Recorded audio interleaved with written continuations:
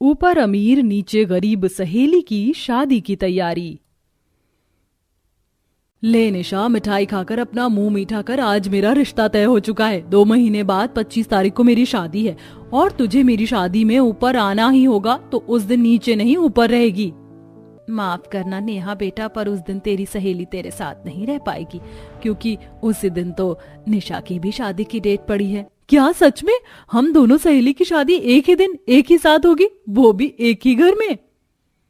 नहीं नेहा, हम दोनों की शादी तो एक ही दिन होगी, पर एक ही घर में नहीं। पर हम दोनों की शादी ऊपर नीचे होगी और शादी की सारी तैयारी, तू इन सब की चिंता मत कर। हम दोनों की शादी एक साथ एक ही जगह पर होगी, और रही शादी की तैयारी की बात, तो हम दोनों मिलकर ही करेंगे शादी की तैयारी। निशा बहुत छोटी थी जब वो इस मोहल्ले में आई थी, और वो बचपन से ही नेहा के नीचे वाले घर में किराए पर रह रही थी, जो कि टूटा फूटा था। पर फिर भी किराया कम होने की वजह से हमेशा अपनी माँ और पापा के साथ उस घर में रहती है। समय यूं ही बीतता है और शादी का दिन पास आने लगता है। ऐसे ही एक दिन, यार कभी तू भी ऊपर आ जाए कि हमेशा मुझे ही आना पड़ता है। ऊपर तो आ जाती, पर तू तो जानती है आंटी को मेरा ऊपर आना पसंद नहीं है। वैसे तू यहाँ नीचे क्यों आई है? कुछ काम है क्या? मैंने कहा था ना तुझे कि हम शादी की तैयारी एक साथ करेंगे। चल ऊपर, माँ ने गहने वाले, लहंगे वाले और चूड़ी वालों को ऊपर बुलाया है। इतना बोलकर नेहा निशा का हाथ पकड़कर अपने साथ ऊपर ले जाती है, जहां निशा को देखते ही पार्वती को गुस्सा आ जाता है और वो अपनी बेटी पर नाराज होते हुए कहती है, बेटा मैंने तुझे कितनी बार बोला है कि इस गरीब से दोस्ती खत्म कर। इन लोगों को हमने अपना घर किराए पर रहने के लिए दिया है, ये तो खुद को तेरी बहन ही समझने लगी है। माँ, तुम ऐसा क्यों कहती हो? मैं और निशा बचपन की दोस्त हैं और हम दोनों का घर भी ऊपर नीचे है और शादी भी एक साथ है। अगर हम दोनों शादी की तैयारी एक साथ कर लेंगे तो क्या हो जाएगा? पता नहीं तुझे इस लड़की ने क्या मंत्र फूंक कर खिला दिया है, जो तू इसके खिलाफ कुछ नहीं सुन सकती।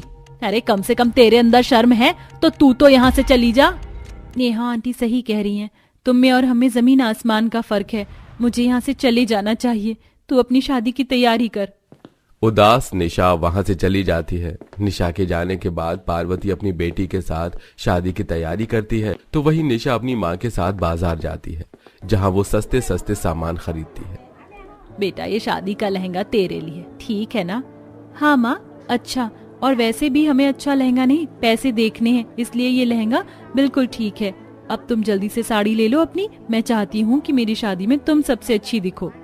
निशा अपनी माँ के साथ बाजार से शॉपिंग करके जैसे ही घर आती है तो वो देखती है कि नेहा बाहर उसका इंतजार कर रही है। अब नेहा जल्दी से निशा के साथ घर में आती है और उसकी शादी का सारा सामान देखती है। अरे यार, तू सब कुछ कितना अच्छा लेकर आई है। तू तो नीचे आंटी के साथ मिलकर अपनी शादी की बहुत अच्छे से तैयारी करी है। एक मेरी माँ को देखो, बाहर जाने के बदले सब कुछ घर में ही बुला रही है। वैसे जेवर नहीं लिया क्या तूने? बेटा जेवर लेना इतना आसान थोड़ी ना है, ना ही पैसे जोड़े हैं तो आर्टिफिशियल ही ले लेंगे।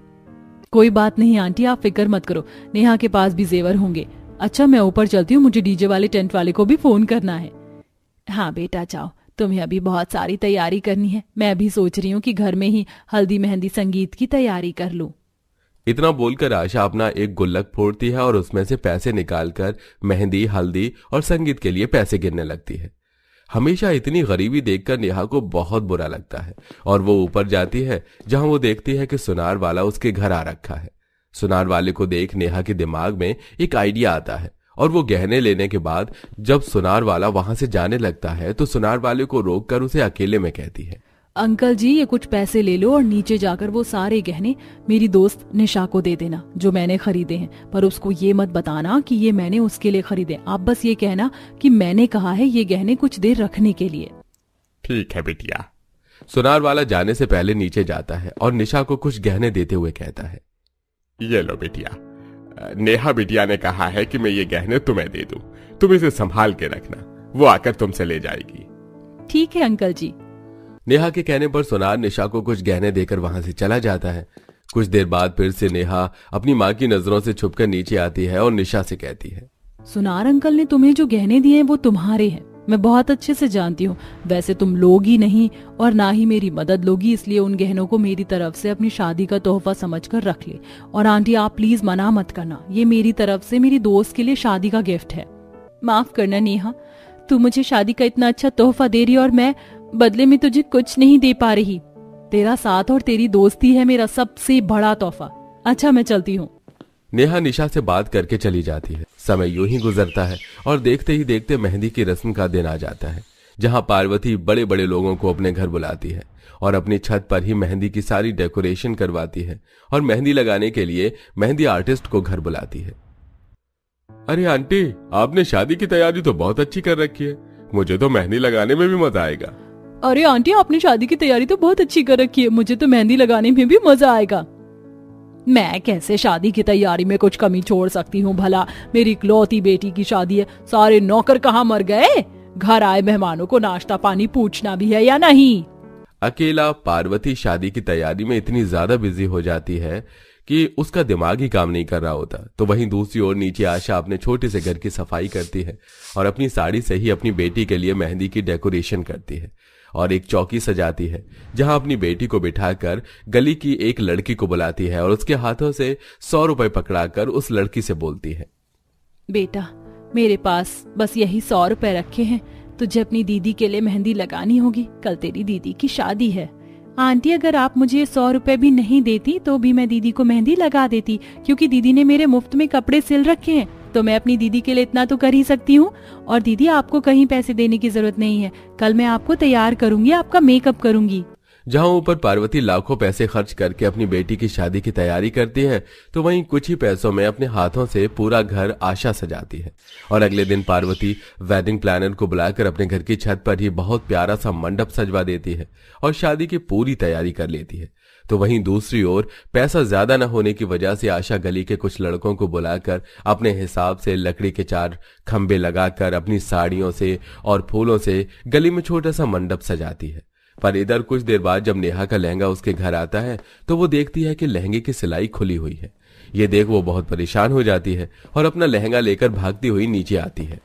यार, शादी की सारी तैयारी हो चुकी, ऊपर मेहमान आ चुके हैं, मंडप बनकर तैयार है, कुछ ही देर में बारात घर आ जाएगी और मेरा लहंगा अब तक तैयार नहीं है। अब तू ही मेरी कुछ मदद कर सकती है।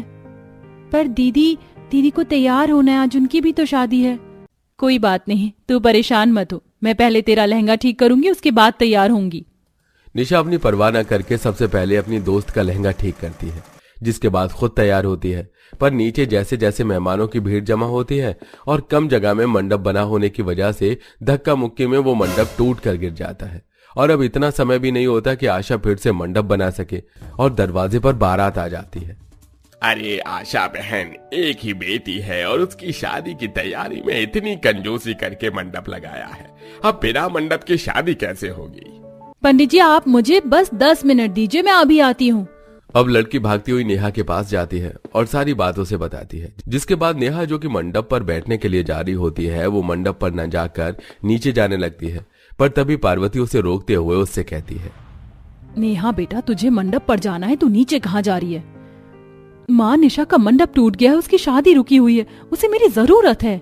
कोई जरूरत नहीं है उस गरीब की मदद करने की, चुपचाप से मंडप में जाकर बैठ। माँ, आप ऐसा कैसे बोल सकती हो? आप नहीं जानती, आज मैं सही समय पर तैयार सिर्फ और सिर्फ निशा की वजह से हो पाई हूँ। अगर उसने मेरा लहंगा और ब्लाउज ठीक न किया होता तो आज मेरी शादी रुकी हुई होती। इसलिए मैंने सोच लिया है कि इस मंडप में पहले मेरी दोस्त की शादी होगी, फिर मेरी शादी होगी। अगर अब आपने मुझे रोका तो मैं आज शादी ही नहीं करूंगी। माँ, नेहा बिल्कुल ठीक कह रही है। अगर नेहा की उसके दोस्त ने इतनी मदद करी है तो अब नेहा का भी फर्ज बनता है उसकी मदद करना।